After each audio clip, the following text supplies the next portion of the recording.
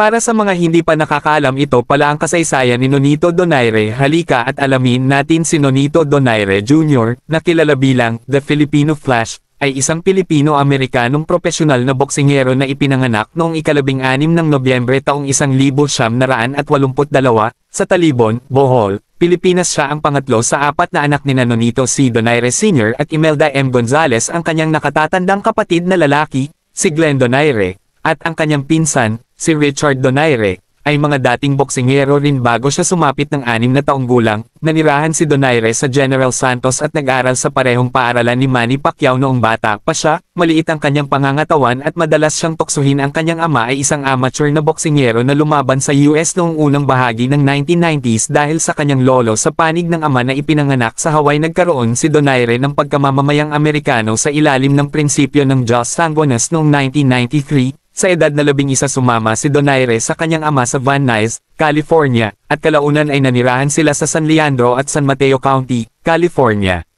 Sinabi ni Donaire na noong bata pa siya, gusto niya ng mas maraming atensyon mula sa kanyang mga magulang, at nang magsimulang magboxing ang kanyang kapatid, doon niya nakuha ang atensyon. Ito ang dahilan kung bakit siya pumasok sa boxing sa edad na 11. Kahit na hindi niya ito gaanong gusto, sinusuportahan ng kanyang ama ang kanyang desisyon dahil naniniwala itong mailalayo siya nito sa masamang impluensya. Noong bata pa sila, madalas mag-sparring sina Nonito at Glenn. Pinanood din ni Donaire ang mga video ng kanyang idolo, si Alexis Arguello, at mula rito ay natuto siyang magpakawala ng malakas na left hook. Habang nag-aaral sa San Lorenzo High School sa San Lorenzo, California, parehong nanalo sina Nonito at Glenn ng ilang regional at district amateur boxing championships. Sa kanyang unang amateur bout, tinalo ni Nonito ang kanyang kalaban gamit ang mga tuwid na suntok, habang iniisip na, "I'm going to kill him before he kills me." Gayunpaman, kakaunti ang kumpiyansa ni Donaire hanggang sa magkaroon siya ng 5 profesional na knockout victories.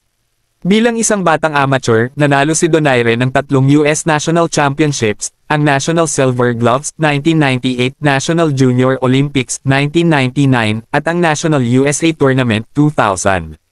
Nanalo rin siya ng 1,999 na International Junior Olympics gold medal. Ang kanyang amateur record ay 68 hanggang 8 na May 5 technical knockouts (TKOs). Noong 2001, naging profesional na boksingero sina Donaire at ang kanyang kapatid. Pumirma sila ng kontrata sa isang promoter, si Jackie Callan, at binabayaran si Donaire ng $1,500 buwan-buwan noong 2001. Pagkatapos ng isang kontrobersyal na desisyon, natalo si Donaire sa kanyang pangalawang laban kay Rosendo Sanchez. Dahil dito, mas naging determinado siyang manalo sa kanyang mga laban, na nagawa niya hanggang Abril taong 2013. Matapos ang 4 na profesional na laban, iniwan ni Donaire at ng kanyang kapatid ang kanilang mga kontrata kay Callan at bumalik sa Maynila, at pagkatapos ay sa San Leandro, kung saan mas kaunti ang mga abala.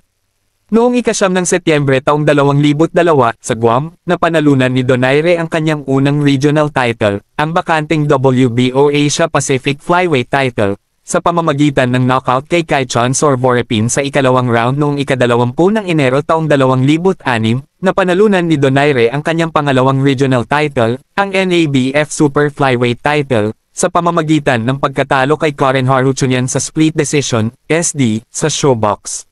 Si Nonito Donaire ay itinuturing na pinakamatandang boksingero sa kasaysayan na nanalo ng bantamweight world title sa edad na 38, at siya rin ang unang 3-time champion sa weight class na iyon. Hawak din niya ang mga world championship sa 3 magkakasunod na dekada, ang 2000s, 2010s, at 2020s, na pang-6 na boksingero na nakagawa nito pagkatapos nina Evander Holyfield, Manny Pacquiao, Bernard Hopkins, Eric Morales, at Floyd Mayweather Jr. Sa kabuuan, si Donaire ay nagkaroon ng 9 na world titles mula sa 4 na pangunahing boxing sanctioning bodies.